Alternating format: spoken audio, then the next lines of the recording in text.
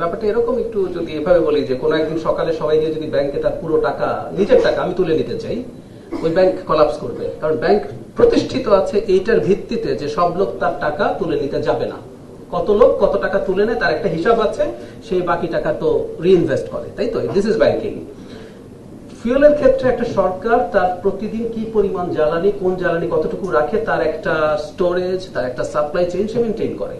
কিন্তু ঘটনা যেটা হচ্ছে যে প্যানিক বাইং এর কথা বলছে, এখন এই প্যানিক বাইং আমিও কি করতাম না? আমিও কি আমার আশপাশের মানুষকে প্যানিক বাইং করতে দেখছি না? আমরা যুদ্ধের খবরাখবর রাখছি, আমরা যে কেউ ধারণা করছি যে কিছু একটা ঘটে যেতে পারে, অবস্থা আরো খারাপ হতে পারে।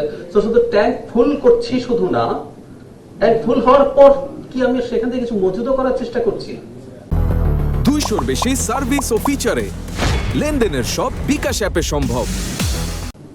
তো তাহলে এই ঘটনাটার আসলে ঠিক সমন্বয়হীনতা বা এই যে পাম্পে যে পরিমাণ তেল যাওয়ার কথা ছিল, আমি সেদিনও পত্রিকা পড়লাম যে একটা ঈদের আগে যে পরিমাণ তেল দেওয়া হয়েছে কয়েকদিন যাওয়ার কথা ছিল স্বাভাবিক হিসাবে, কিন্তু কয়েক ঘন্টার মধ্যে শেষ হয়ে গেছে এগুলো।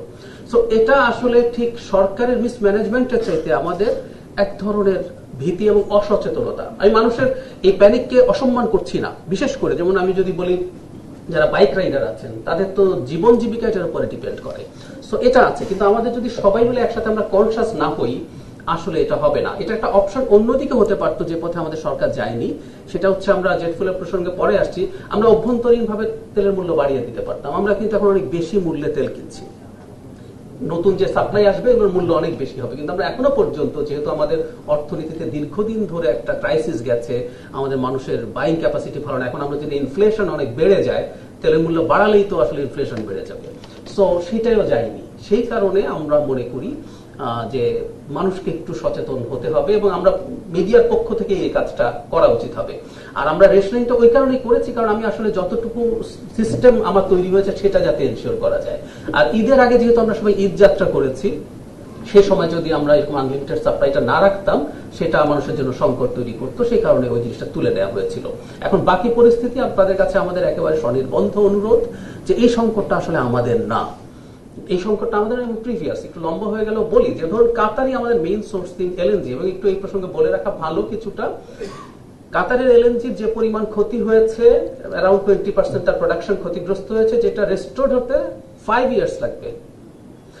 এবং রাশিয়া ইউক্রেন যুদ্ধের পর আপনারা জানেন যখন রাশিয়া থেকে পাইপলাইনে গ্যাস ইউক্রেনে, রাশিয়া থেকে ইউরোপ যখন পাইপলাইনে গ্যাস কিনতো, সেটা যখন বন্ধ করে দেওয়া হলো, চাপের মুখে কমিয়ে দেওয়া হলো, তখন এলএনজির উপরে তারা ডিপেন্ডেন্ট হয়ে গেছে।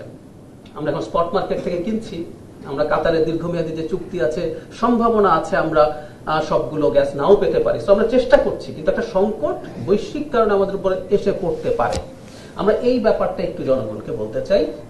যতটা সমন্বয়হীনতা আমরা মনে করছি, আসলে মূলত সমন্বয়হীনতা খুব বেশি আছে সেটা মনে করি না। তারপরেও কোথাও কোথাও যদি এই ধরনের সমন্বয়হীনতা থেকে থাকে, আমরা সেটা ফাইন্ড আউট করবো এবং মানুষ যাতে তার জেনুইন ইনফরমেশন গুলো পায়। বটম লাইন হচ্ছে এটা আমাদের খুবই দুর্ভাগ্য, আমাদের জাতিরও দুর্ভাগ্য যে আমরা খুব অল্প সময়ের মধ্যে একটা গ্লোবাল ক্রাইসিসে পড়েছি। এমনকি ধনী দেশগুলো পর্যন্ত এই যে ট্রাম্প যুদ্ধ থেকে সরে আসছে চিন্তা করছে, বলা হচ্ছে কারণ তার সামনে মিড টার্ম ইলেকশন আছে, তার আগে যদি তার দেশেও প্রচুর ইনফ্লেশন হয়ে যায় সে ক্ষতিগ্রস্ত হবে। সো আমরা আসলে মূলত ওই সংকটে পড়েছি। আর ফাইনালি আপনাদের প্রত্যেককে, আপনাদেরও গণমাধ্যমের যে দায়িত্ব আছে যে মানুষকে এটা বলার চেষ্টা করা, প্যানিক বাইং এবং স্টোরেজ যাতে তারা অতটা না করেন।